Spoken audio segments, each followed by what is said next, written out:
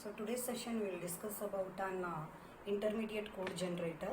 So all of you know about the different phases of a compiler. That is the first phase is the lexical analysis, then you are having an parser, that is an syntax analysis, then semantic analysis, and intermediate code representation and optimization, then finally the code generation. So again in the code generation, few textbook they'll take two phases. One is mission dependent and the mission independent code generation, and all these six are the 7 phases of your compiler will be implemented as a front end and the back end. The first 4 phases, that is the lexical analysis phase, parser phase, then semantic analysis phase, intermediate code generator, they will form the front end design, and your backend is nothing but an code optimization and the code generator. So all these things already I have explained you initially. So now we'll consider the next phase of your compiler, that is an intermediate code generator. So already I told you in the previous session itself, one of the way of giving an intermediate representation is nothing but a syntax tree. So syntax tree is one of the way the intermediate code can be represented. Okay, so there are two type of the intermediate representations are there. One is a high level intermediate representation and the low level intermediate representation. So example for an high level intermediate representation is nothing but your syntax tree. Already I told you about how to construct the syntax tree. So example for that is an high level intermediate representation is an syntax tree, and all of you know that syntax tree is usually used for a type checking purpose. Semantic analysis wise we will use that syntax tree, whereas a low level intermediate representations usually they are closer to your target code, that is final machine code, and usually they will be used for memory allocation and all the thing. And high level intermediate representations are closer to your source program. Example for this is a syntax tree, which is usually used for an type checking. And as I told you that intermediate code generator is a front end of your compiler, and it can be implemented separately or it can be implemented as a module of the parser. As I told you for while explaining the parser, the lexical analyzer will be usually one of the model of your parser. Lexical analysis phase is one of the model or one of the method of your parser. Okay, so if these all static checker intermediate code generator can also be a method of a parser. Okay, we will have only one main front end function, that is parser. Within that we may call lexical analysis phase, static checker, that is semantic analysis phase, and the intermediate code generator. Or if you want, you can separately have the different phases of for the intermediate code generator or a static checker. Now syntax tree, all of you know that it is also one of the way some of the compiler languages will use this syntax tree as one of the intermediate representation. In the same manner, today we will discuss about one more way of the intermediate representation, that is a directed acyclic graph. Okay, what is this directed acyclic graph? It is same as your syntax tree, which is an intermediate representation, and it is very much similar to the syntax tree. Only the difference between the syntax tree and the DAG is that, so in case of the DAG, the repeated terminals or the repeated symbols will be considered only once. Okay, so any of the terminal like A, B is occurring more than one in the expression, it will be considered only once, whereas in case of the syntax tree it will be repeated for the how many times it is occurred in the expression. And one more advantage of that is a DAG is that it will identify the common sub expressions and represent it only once. Suppose if I am having A plus B, okay, in the expression 3 times, 4 times, it will identify that common sub expression, it will consider it only once, it will represent it only once. Whereas in case of the syntax tree, if A plus B is occurring 3 times, it is 3 times it is represented in the syntax tree. So that is the difference between the syntax tree and an DAG, that is undirected cyclic graph, and there will not be any cycle in the DAG. Okay, so as a simple example I'll explain you, then you will understand what is the difference between an syntax tree. And all of you know about a parse tree. I think no need to explain about the parse tree. So for example, if I am having an expression a plus b plus a plus b, okay, this is the expression.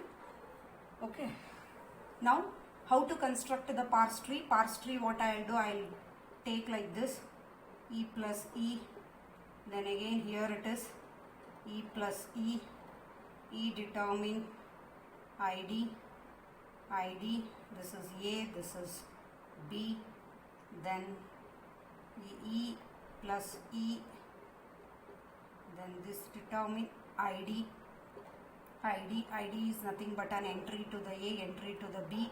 All of you know that this is how to construct the parse tree. I have written the parse tree. Now for this I'll write the syntax tree. What is this one? Parse tree. Now I'll write the syntax tree, and already I told you how to write the syntax tree. So how to write the syntax tree for this? So main operation is plus, it is applied between the two plus operators. It is a, b. It is one of the simplified version of your parse tree, and it is usually the intermediate representation. Okay, here in case of the parse tree, we will give the relationship between the terminals and the non-terminal. In the parse tree, we will give the relationship between the non-terminals and the terminals. id is the terminal, e are the non-terminals. In case of an syntax tree, so this is an syntax tree. In case of a syntax tree, we will provide the relationship between the operator and the operands. You remember this point? So parse tree, we will provide the relationship between the terminals and the non-terminal, and in case of the syntax tree, we will provide the relationship between the operands and the operators. So what is a DAG? So DAG is same as your syntax tree. There also we are giving the relationship between the operators and the operand, but only the difference between the syntax tree and the DAG is that the repeated whatever the sub expressions are, that is represented only once in the DAG, and it is represented as many times they are occurring in the original expression in case of the syntax tree. Now I will write for this one. So initially plus operator, because parenthesis is having a higher precedence, so which one will be evaluated first? Parenthesized expressions are evaluated first. So it is a plus b. Then I am having one more plus. Okay, we are having circles. It is your wish. You want to write, you write, otherwise not required. It is not compulsory. Circle, writing the circle for the operator. Okay. Then again a plus b is there, but already we have written the a plus b. No need of writing it once again. No need of writing it once again, because already we have written that a plus b. Therefore I am performing the operation between the a plus b and a plus b. So a plus b and a plus b. Okay, in some of the textbooks they will represent it with the help of the arrow. So it is, if you want to write with the help of the arrow, then this is the DAG. This is the DAG, but now from now onwards I will not write that arrow mark, simply I will write. So what is that? Plus a b. Okay, so this is an DAG, that is an directed cyclic graph for an given expression a plus b and a plus b. Now I think all of you come to know what is an parse tree, what is a syntax tree, what is an directed cyclic graph. So parse tree will be used for construction of that is for implementation of an syntax directed, that is second phase of your compiler, syntax analysis phase. Okay. Then intermediate code representation will be represented through an syntax tree. This is one more way of representing the intermediate code representation. Okay, so that is the difference between a parse tree, syntax tree and an DAG. So now I'll take few more examples for construction of an syntax tree. Suppose if I am having one more expression like a star b plus a. How to construct the syntax tree for this one?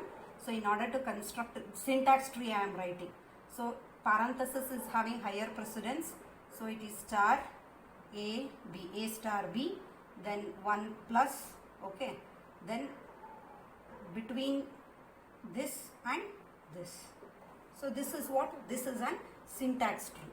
This is an syntax tree. Now I will construct the DAG for the same expression. So it is initially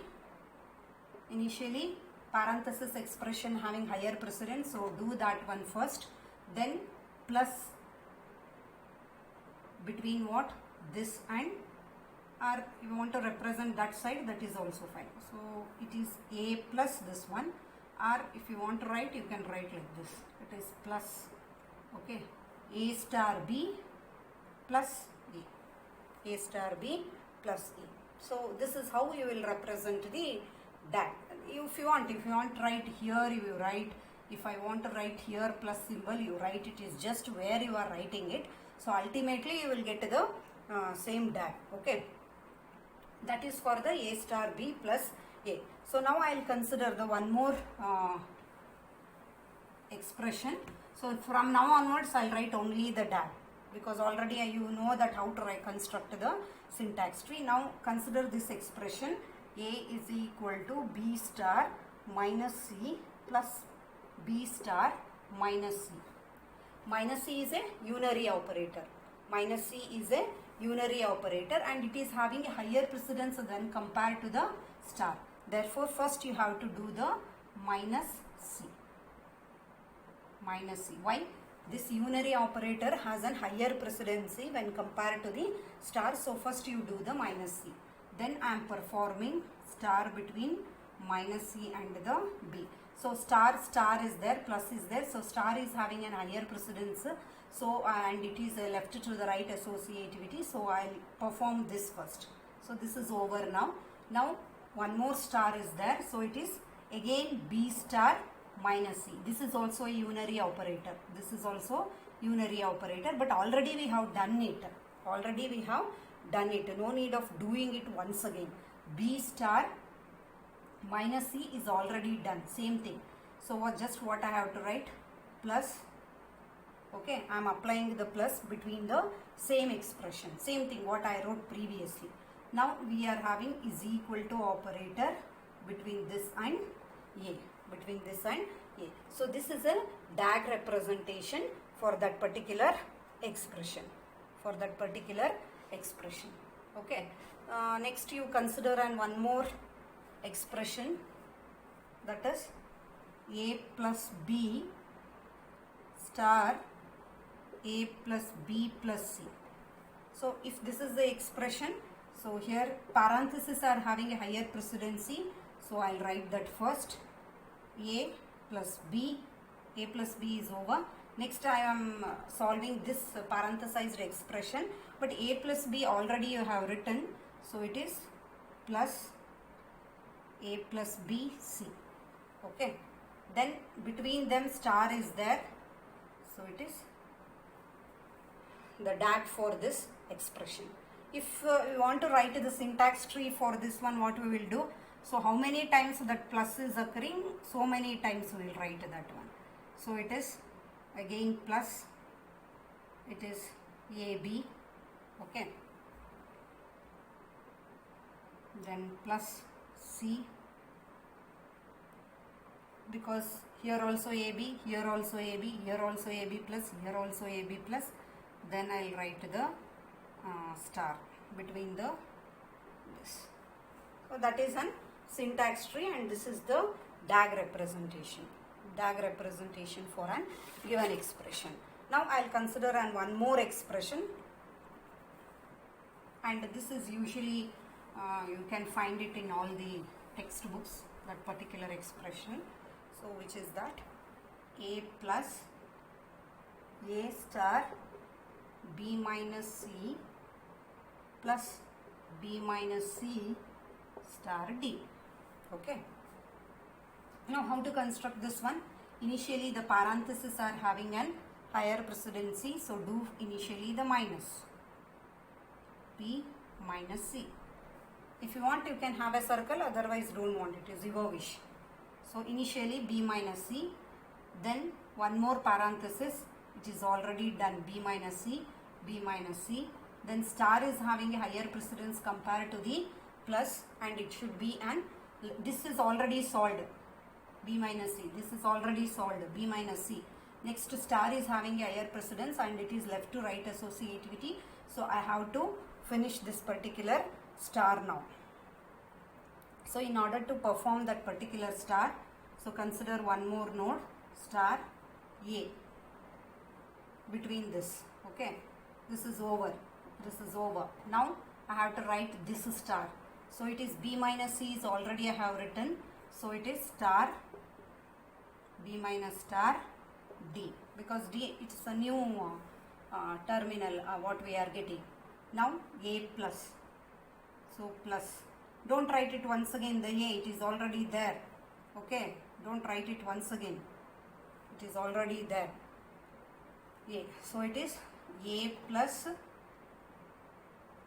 A, it is A plus star, okay. So plus I am performing between what? A and this. This is nothing but A star B minus C, okay. So and one more plus is there between what? This is already done, A plus A star B minus C is already done. This side B minus C star is done, and one more plus between this and this, between this and this, between plus and the star. So this is how you need to construct the DAG. So this is a DAG representation for this particular expression. So I think all of you got now what is the difference between an DAG and the syntax tree, and both are used for the representation of the intermediate representation. Both will be used for the intermediate representation. And you can see that there will not be any of the cycle when you will be constructing the DAG for any of, because so this is usually represent arrows like this. I have not written. So if we'll consider those arrows, you can make sure that there is no cycle. This is not a cycle actually. So when I'll write that particular expression, you will get like this. You won't have a cycle over there, okay. It will be like this.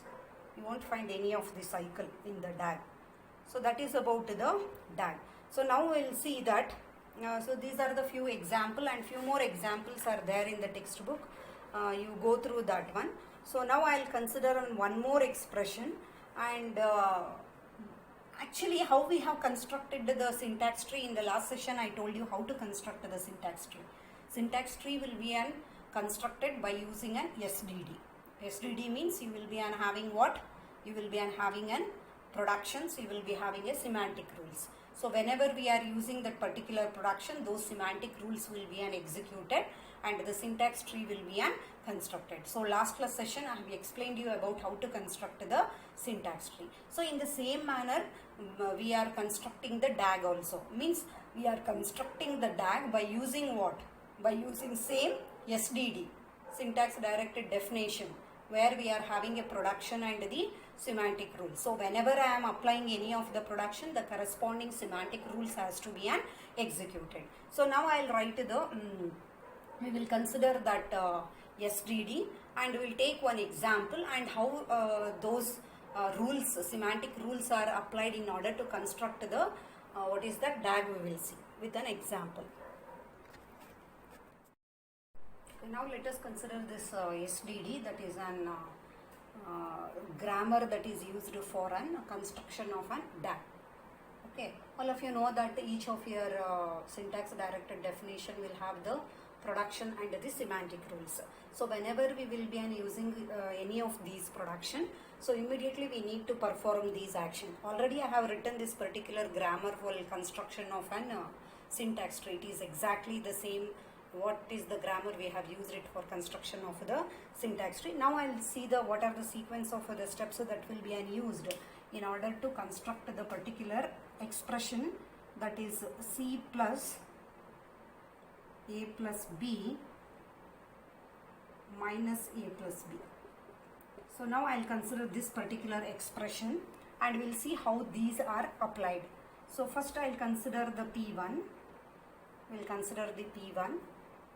Now, so what is here usually we have to evaluate the parenthesized expression first. So we need to evaluate the parenthesized expression, or if initially we want to create all the terminals first, that also you can do. So that means I am using now, assume that this one T determine ID, that is for the C. Then what I will do, or if I want to execute first only this one, you can do that also. So in order to evaluate this parenthesized expression, I need the A. How I am getting the A? That is nothing but this particular expression. So when I am when I am using this particular production, what is the semantic rule associated with this one? So I need to create a new leaf node. So what is the arguments of this one? So it is an ID, comma, entry into C. Entry for the C, entry for an A. Okay, so that is A. Now P2 is equal to leaf. I have to have this identifier. So when I am using T determine ID, this particular semantic rule has to be executed and the new leaf node has to be created. So new leaf has to be new leaf node has to be created. That means when I am executing this one leaf node is created. Okay, one leaf node is created, and when I am executing this one, so it is entry to the B. So one more leaf node is created when I am executing this. Now P3 is equal to, now I want to perform A plus B. So when I want to perform A plus B, so this particular rule I am using. So what is the semantic rule that has to be executed for when I am using this particular production? Again the new node has to be created. Interior node has to be created. So what are that arguments you are having?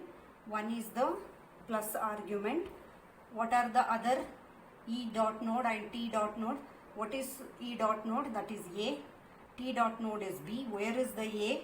It is there in the P1. So it is P1 comma P2. B is nothing but the P2. So it is P1 comma P2. That means I have created a new node. We have created a new node. Its left child points to the A. Its right child will points to the B. So after this one, I wanted to go for A plus B is once you have to done. Once if you do that one, it is more than enough. No need of doing it again and again in case of the DAG. If I am writing it for an syntax tree, then again I have to write for the A plus B. But already once if I have written it and stored it in the P3 once, no need of again doing that A plus B. Now I will move on to this plus and minus.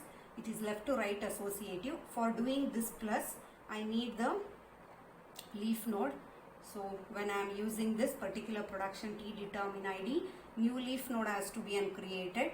So it is ID comma an entry into the which one? C.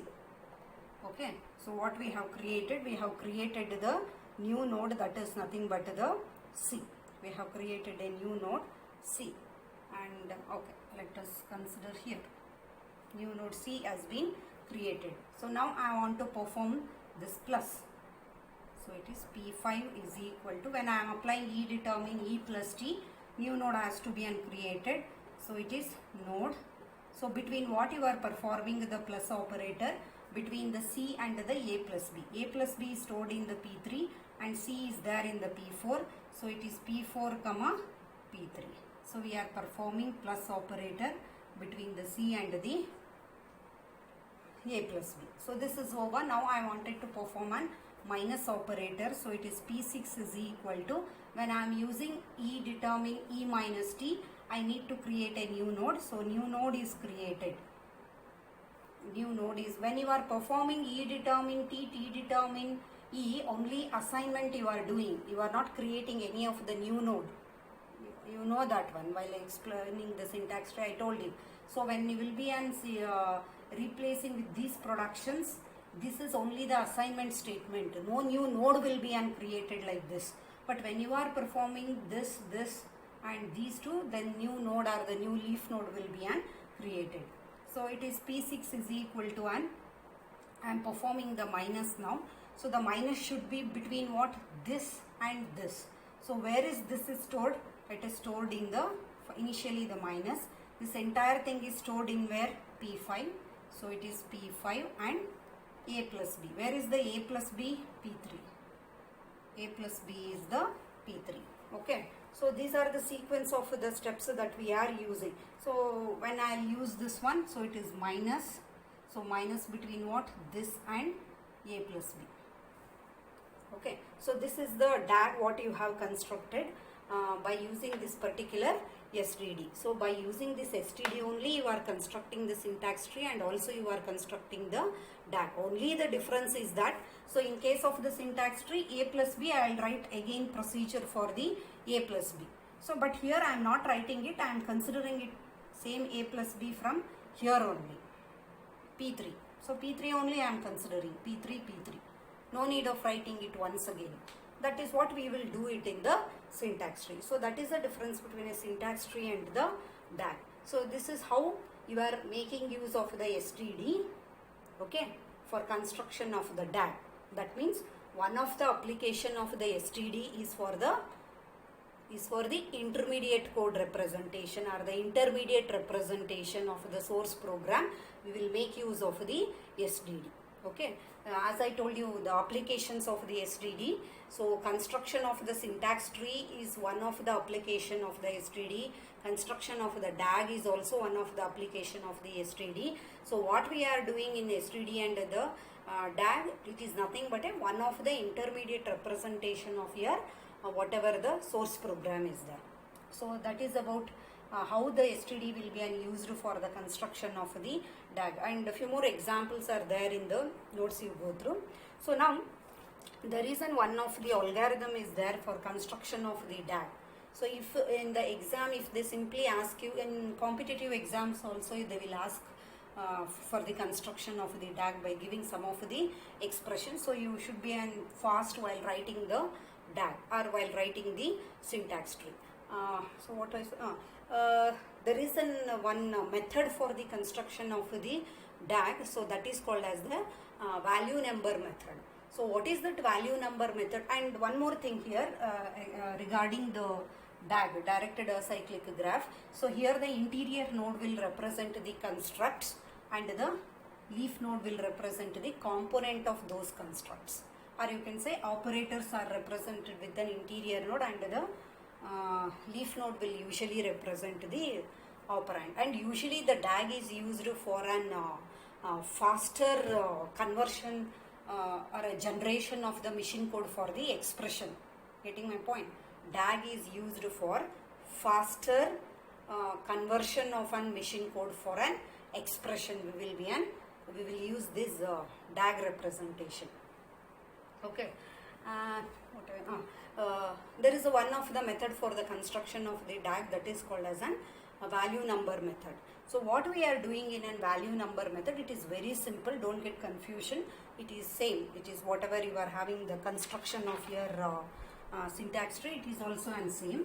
So in the value number method for the construction of the DAG, we will have an array of the records. We will have an array of records, where whenever I will say an array of the record, each of the records should have an different fields. So usually for the interior nodes, those records will have 3 fields. So which are those 3 fields? One is the operator field and the other one is a left field and the right field. So what is this OP represent? The OP represent the label of the node. So what I am saying, so this intermediate code, a DAG can be constructed by using an value number method. In the value number method, so what we are maintaining? We are maintaining an array of the records. So each of this record, this is one record, this is one record, this is one record, this is one record. Each of these records will have 3 fields for a interior node and 2 fields for the leaf nodes. So what are those fields is, first one is the OP field, which will represent the label of the node or the operation code, and the next field will represent the left children, and R will represent the right child, left child and the right child, if it is an interior node. If it is not an interior node, if it is a leaf node, then you will have only OP field, that is the label of the node, and you will have one more field. So it can be an entry into the symbol table, or it can be a number itself. So it can be an R, it can be a number directly, or it can be an entry into the symbol table, where suppose if it is an identifier like A, B, so they are nothing but the identifier, and their values where you will get it in the symbol table. So either it can be, suppose if directly 4 is given, then 4 will be stored. If A is given, then entry into the symbol table for that particular A, where you can get all the information about the A will be stored. So that is a number value method for construction of an DAG. We will see the simple example. Suppose if I am having an expression like an I is equal to an I plus 10. I is equal to an I plus 10. So in this case,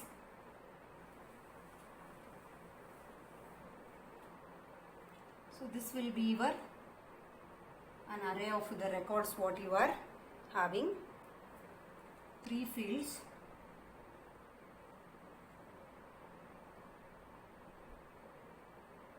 First you construct the DAG for this. So it is nothing but I, first is plus between what, I and 10, then you are having is equal to between an I and the this is the DAG what we have constructed, correct? So now how to construct or write the value number table for that one is nothing but, first one is the I, if I will consider, this is the number value they are saying, okay? So it is ID, identifier it is. I is nothing but an ID, and you will be having the, this is an leaf node it is. Leaf node means how many field I told it will have 2 field. One is the label, and other one is, if it is an identifier, it is nothing but an entry into the symbol table. So entry into the symbol table, this is entry into symbol table for the I, for an I. Next, then I will consider the 10, number value for that is 2. So it is a number, because it is also leaf node, so it will have only the 2 fields, okay? It also have only the 2 fields. Then third one, okay, third one is plus, that is what I said, the OP field, the first field of each of the record will represent the label of the node. It will represent the label of the node. So what is I here? What is the number value generated for an I? 1. What is the number value generated for the 2? For the 10? 2. Together this particular operation is also returning some number value, that is nothing but the 3, okay? So now is equal to, it is between 1 and 3. So the number value generated for this particular assignment is the 4. So for every operation you are returning some number value. So for this identifier, number value returned is 1, and for this number 10 the number value returned will be 2, and when we will perform the plus operator the number value returned is 3, and for assignment the number value generated will be an 4. So this is an array of an records, okay, array of the record what we are maintaining for the construction of the DAG. So each of the record will have the 2 or the 3 fields. So suppose if it is an interior node, then OP field, left child and right child. First is left child and then the right child. It is represented with a triple, OPLR. It is represented with an, we will call this as a triple. We will call this as a triple, where first is nothing but the label of the node, and L is nothing but the left child, and R is nothing but a right child. Suppose if I am having a unary operator like minus C, it's a unary operator. So your first field will be minus, and the next field will be an whatever that entry for an identifier like this. So it is an entry for C. Entry into the symbol table for C, it is 1. The last one will be an 0, because this minus C, when I am writing, it is an interior node. It is an interior node. Minus is an interior node, unary operator, but it is an interior node. It is not a leaf node. So when it is an interior node, obviously how many nodes, how many field it should have in the record? It should have a 3 fields, OP field, L field and R field. But since it is an unary operator, its right child field will be an 0. So 0 indicates that the right child is not there. Means what? It is an unary operator. So that is how we will represent the unary operator. So that is about the and there is an algorithm for construction of the DAG using a number value method. You go through that algorithm. It is almost in the form of the sentences only. So no for loop, while loop, nothing like that. Just a sentence they have written. So it takes too much of time to write that algorithm. You go through that. It is clearly you can understand what it is saying. It is nothing but same thing. So each of the node will have one entry into the array of the record and 3 fields. Same thing. Whatever I told till now, they have represented it in the form of an algorithm. So all of you go through that algorithm. You can understand it is just an sentences. English level language algorithm they have used. They have not used any pseudocode where you are having some for loop like that. Okay, it is purely an English level language algorithm they have used. So go through that one.